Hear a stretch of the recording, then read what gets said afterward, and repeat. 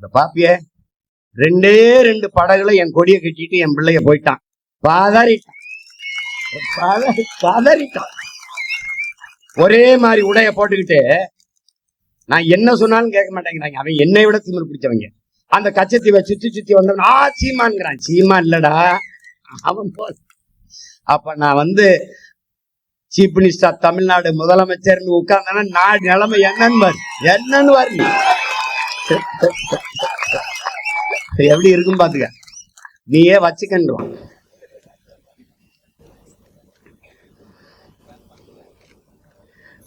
அதுக்கப்புறம் ராஜீவ் அவர்கள், ராஜீவ் காந்தி அவர்களும் ஜெயவர்தனே அவர்களும் போட்ட கையெழுத்து. அந்த கையெழுத்து தான் வழிந்து திணித்தது எங்களுக்குள்ளே. அதை என் தலைவன் ஏற்க மறுக்க, நீ அமைதிப்படை என்கிற ஒரு அநீதி படையை, அழிப்பு படையை, பீஸ் கீப்பிங் போர்ஸ் என்கிற பீப்புள் கில்லிங் போர்ஸ் அனுப்பி என் மக்களை கொன்னு குவிச்சிட்டேன். அதிலிருந்துதான் என் இனத்தின் வரலாறே மாறுது. 3 கல்விய மாநில உரிமையிலிருந்து மாநில உரிமை கல்வி அதை எடுத்துட்டு போன பெருமக்கள் யார்? காங்கிரஸ். எடுத்துட்டு போகும்போது வேடிக்கை பார்த்திருந்த இந்த திமுக. இந்த கும்மி அடிக்கிறாங்களே இதே கூட்டம் தான். இவர்கள் தான் மாநில உரிமையை பேசுவார்கள். எடுத்து கொண்டு போவனிடத்திலே கொடுத்த இவர்கள் மாநில உரிமை பேசுவார்கள். தர மறுப்பவனுடைய கூட்டணி வைப்பார். எதுக்கு இவனை பிடிச்சு கட்டி தொங்குற? ஒரு சொட்டு தண்ணீர் தமிழர்களுக்கு தமிழ்நாட்டுக்கு தர முடியாதுன்னு சொல்றாங்க காங்கிரஸ். அதுக்காகவா 50,000 ஆண்டுகளுக்கு மொத்த ஒரு தேசிய இனத்தின் மகன் நான்.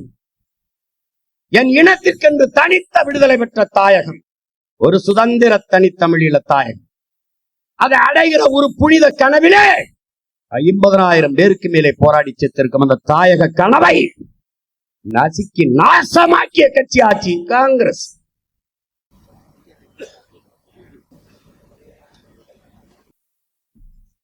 அதுக்காகத்தானே இந்த நிலத்தில் இருக்கிற நச்சு திட்டங்கள், ஸ்டெர்லைட், அணு உலை, மீத்தேன், ஈத்தேன் எல்லாவற்றையும் நட்டதையா அதே காங்கிரஸ் கட்சி ஆட்சி. அனுமதித்ததார் இந்த திராவிட கட்சி. 2 கட்சி. இவருக்கு தெரியாம அணுவுல நட்டு போயிட்டானா? முதல்ல அணுவுல எங்க வந்தது? கேரளா. காங்கிரஸ் தான், அதே கம்யூனிஸ்ட் தான். 2 கட்சி தான் இங்க மாறி மாறி. அவர்கள் அனுமதிக்கல. ஏன்? அவன் நிலத்தை அவன் ஆள்றான், அதனால அவன் ஆள விடல. என்ன, நான் வெளிச்சத்துல வாழ்றதை விட உயிரோட வாழ்றது ரொம்ப முக்கியம், எடுத்துட்டு போட்டான். அப்படியே நகர்த்தி என் ஊர்ல இடிந்த கரையில வச்சுட்டான். ஏன்? அவன் எங்க அவன் வரக்கூடாதுன்னு எதிர்த்தவன் இங்கே வையுங்கிறான். யார்? இதே காங்கிரஸ் கம்யூனிஸ்ட். ஏன்? அவனுக்கு மானம் இருக்கு, எனக்கு அது இல்லை. உண்மையிலேயே மான ரோசம், சூடு சொரணை, சோத்துல உப்பு போட்டு சாப்பிடுறோம், நல்ல ரத்தம் ஓடுது, மான தமிழச்சி மாற நம்ம எல்லாம் பால் குடிச்சிருக்கோம். ஒரு சொட்டு தண்ணீர் தர முடியாது என்று சொன்ன காங்கிரஸ் ஒரு சீட்டு உனக்கு கிடையாதுறான்னு தோக்கடிக்கும்.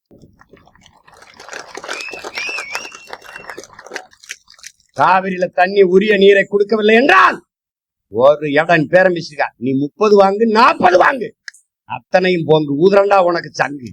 வாட வாட வாட ஆண் பெண்ணுலடா, அவ்வளவு புலிடா, வீர புலிகளடா. சீருடை அணியாத, துவக்கி ஏந்தாத மக்கள் ராணுவ படையடா. 234 பேரும் படைடா, well trained soldiers. பேசி தப்பிச்சு பாருங்க. விவாதத்திலே போய் பங்கேற்கவே கூடாதுன்னு ஓடி போற கூட்டம் நடாது. எந்த கொம்பாதி வந்தாலும் மோது வந்தாங்க. ஏன் இப்ப ஒண்ணு செய்யுங்களா? இப்ப என் பிள்ளைகளை எல்லாம் கூப்பிட்டு இந்த நியூஸ் 24/7 அப்படின்னு ஒரு தொலைக்காட்சி கூப்பிடுது. அது மாதிரி இந்த முதலமைச்சர் வேட்பாளர் 4 பேரையும் நிறுத்து. ஒரு பொது அமெரிக்கா மாதிரி ட்ரம்ப் கிளாரி முடிஞ்ச சொல்லி அதோட முடிஞ்சிடும். ஒரு தடவை ஏற்பாடு பண்ணாங்க, சீமான் வாராருன்னு நிகழ்ச்சி ரத்தாயிட்டு. ஆமா, அது நான் வர்றேன்னு தான் சொன்னேன். மாநாட்டுக்கு முன்னாடி 19ஆம் தேதி வந்துடுறேன்னா திடீர்னு இல்லைங்க யாருமே வரமாட்டேங்கிறாங்க, நீங்க மட்டும்தாங்க வரணும். நான் தான் வருவேன், வேற யாரும் வருவா? ஆமா, ஒரே அவ்வளவுதான். எப்படி கதை? எப்படி அப்படி போய் பேச விடு 10 நிமிஷம். நீங்க வந்தா என்ன செய்வீர்கள்? நாங்கள் வந்தால் பெண்களுக்கு இலவச பஸ் பாஸ், நாங்கள் வந்தால் ஆண்களுக்கும் பஸ் பாஸ், நீங்க வந்தா நாங்க வந்தால் உரிமை தொகை, நான் வந்தா கருணை தொகை. பெரிய கர்ண பரமாத்மா, கர்ண மகாராசா, கருணை தொகை, குருணை தொகை. அது என்ன போய் ஆத்தால பேர் தாத்தா பாட்டி என்னவா பண்ணாங்களோ இந்த கர்மங்கள்ட்ட நாங்க மாட்டிக்கிட்டு வேற வீதியில இருந்து கத்தி சாக வேண்டியது. என்னமா ஒண்ணு எந்தியாவது பண்ணிடணும்டா அப்படின்னு தான் வெறியில அதை பண்ணிட்டு ஒரு மாறுதலுக்கான அடிப்படை அமைப்பு அரசியல் மாற்றம், ஆள் மாற்றம், ஆட்சி மாற்றம் அல்ல நமக்கு இலக்கு, ஆட்சி முறை மாற்றம். திமுகவை வீழ்த்தி அதிமுகவை, அதிமுகவை வீழ்த்தி திமுகவை ஆட்சியாள வைப்பதல்ல, ஆட்சி முறையவே மாற்றம், இந்த அடிப்படையே தகர்க்கணும். இந்த நாட்டிலே வாக்குக்கு ₹1 காசு கொடுக்காது 36 லட்சம் வாக்கை வாங்கின ஒரு அரசியல் இயக்கம் உண்டென்றால் ஒரே ஒரு கட்சி தான், பெரிய கட்சி, அது நாம் தமிழர் கட்சி தான். எந்த கட்சி எத்தனை ஆயிரம் பேரையும் நீ எதிர்த்து நில், எவனையும் எதிர்பார்த்து நிற்காதே.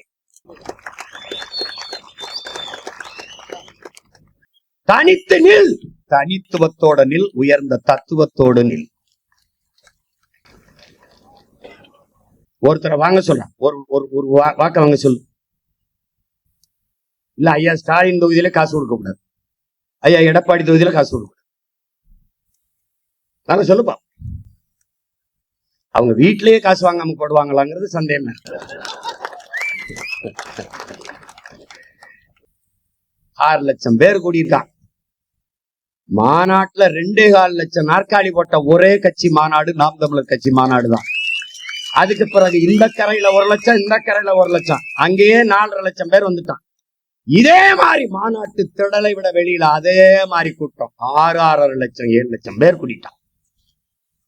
ஒரு சத்தம், ஒரு கூச்சல், ஏன் பிரபாகரன் என்ற பெரும் மரவனின் படையிடாது.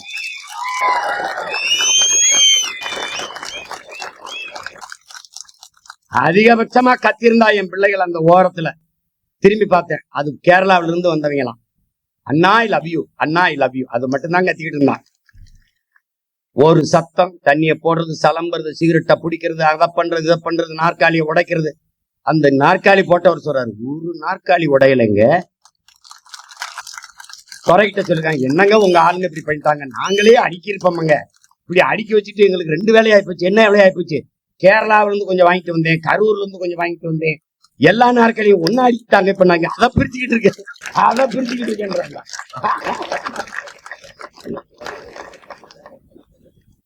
ஒழுக்கம், ஒழுக்கம் நிறைந்த பிள்ளைகளடா. எந்த கூட்டத்துல, எந்த மாநாட்டில காவல்துறை நாற்காலியை போட்டு கை கட்டி அப்படியே பார்த்துட்டு இருந்திருக்கு சொல்லுங்க? எந்த மாநாட்டில இருந்து? இதுல இருந்து என் அன்னை தமிழ் சமூக மக்கள், அறிவார்ந்த பெருமக்கள் ஒன்றை அறியணும். இத்தனை லட்சம் பேர் கூடிய மாநாட்டையே இவ்வளவு ஒழுங்காக, நேர்த்தியாக, சீராக நடத்துகிறான் சீமான் என்றால், இந்த நாட்டை அவன் கையிலே கொடுத்தால் எப்படி ஆட்சியை செய்வான் என்று அறிவார்ந்த பெருமக்கள் சிந்திச்சுப்பார்.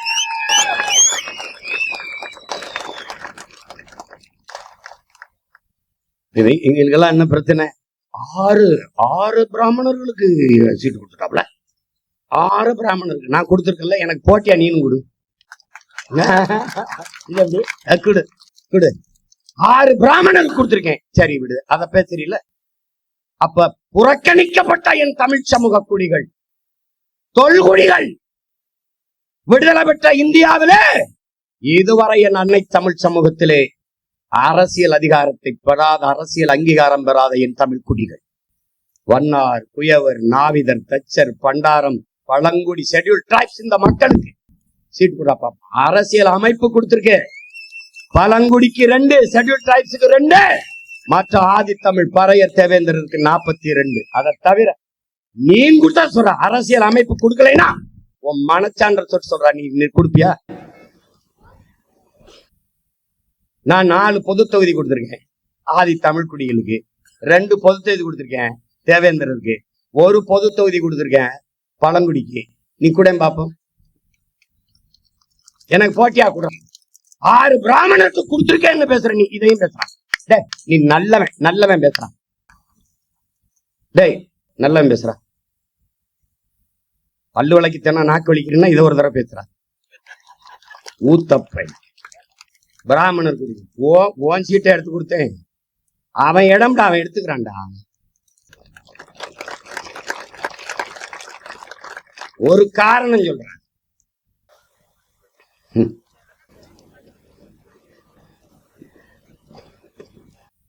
எங்களுக்கு இருக்கிற மாதிரி ஒரு நெருக்கடி நிலைமையா இருக்கு. பெரும்பான்மையா இருக்கிற சமூகங்களுக்கும் குறைஞ்சிடக்கூடாது. நிராகரிக்கப்பட்ட புறக்கணிக்கப்பட்ட என் இன சொந்தங்களை விட்டுறக்கூடாது. எல்லாத்தையும் எழுதிட்டு போகணும். 117 பெண்ணு கொடுத்துடணும். அதுவும் படிச்ச பெண்ணா இருக்கணும். அதுவும் அரசியல் தெரிஞ்ச பெண்ணா இருக்கணும். அதுவும் அந்த சமூக பிரதிநிதித்துவத்தோட இருக்கணும்.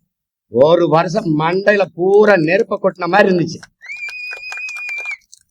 துறைன்னு இருந்தாலும் ஏதோ போயிட்டு இருக்கிறான். டே உடம்பு படுத்துக்கிறது, கண்ணு மூடிக்கிறது, மூளை முழிச்சுக்கிறதுறான்னு சொல்லுவேன். சிரிப்பாங்க. இந்த மாநாடை நடத்துறதுக்கு ஒரு 10 நாள் வேலை செய்ய சொன்னேன். அண்ணே எனக்கு கண்ணு முடிக்கிறதுனே, உடம்பு படுத்துக்கிறதுனே, மூளை முழிச்சுக்கிறதுனேன்றாப்ல. நான் சிரிச்சேன். ஏன்னா இதத்தாப்பா நான் சொல்றேன் அப்படின்னு. 1000 ஆண்டுகளுக்கு முன்பு சமத்துவம் பேசி பிறப்பின் அடிப்படையிலே பேதம் இல்லை, மனித பிறப்பிலை உயர்ந்தவன் தாழ்ந்தவன் என்ற பாகுபாடு இல்லை, தத்துவம் சமயம் சமுதாயம் கோயில் வழிபாடு எல்லாம் எல்லாருக்கும் பொது என்று இந்த மண்ணிலே போராடி நிறுவிய பெருந்தகை மெய்யியல் புரட்சியாளர் ஐயா நம்முடைய மூதாதை ராமானுஜர் அவர்கள்.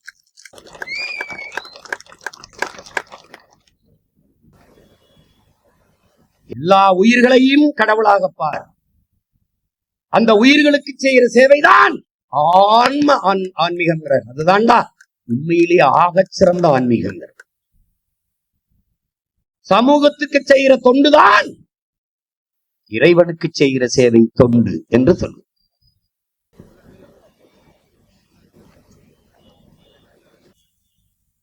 தாழ்த்தப்பட்ட மக்கள், ஒடுக்கப்பட்ட மக்கள் கோயிலுக்குள் சென்று வழிபட முடியவில்லை. திருஞானபுரத்திலே தாழ்த்தப்பட்ட மக்களை திரட்டி கொண்டு கோயில் நுழைக்குள் கொண்டு வழிபட செய்கிறார். அந்த ஒடுக்கப்பட்ட தாழ்த்தப்பட்ட மக்களை இவர்கள் திருக்குலத்தார் என்று பெருமை பகட புகழ்ந்து பாடுகிறார். இறைவனுக்கு முன்பு தமிழிலே ஓதுவோம், தமிழ் மறையை ஓதுவோம், தேவாரம் திருவாசகம் 12 திருமறைகளை ஓதுவோம் என்று தமிழிலே பாசுரங்களை பாடிய பெருந்தகை, தமிழ் மறை தமிழிலே ஓதியவர் நம்முடைய முன்னவர், போற்றுதற்குரிய பெருந்தகை மெய்யியல் புரட்சியாளர் ராமானுஜர் அவர். எந்த அளவிற்கு தன் கோட்பாட்டிலே உறுதியாக இருந்திருப்பார் என்றால், திருமணமான பொழுது தன் மனைவியிடத்தில் இருக்கிற சாதிய பாகுபாடு, இந்த ஏற்றத்தாழ்வு உணர்வை சகித்துக் கொள்ள முடியாமல் கட்டிய மனைவியை விட்டு பிரிந்து துறவரம் பூண்ட மகான் என்றால், அவர் ஏற்ற கோட்பாட்டிலே எவ்வளவு உறுதியாக இருந்திருப்பார் என்பதற்கு சான்று. அந்த மனித புனிதர், அந்த மெய்யியல் ஞானி, மெய்யியல் புரட்சியாளர் ஐயா ராமானுஜருக்காக ஒரு இடம், அவருக்காக ஒரு இடம்.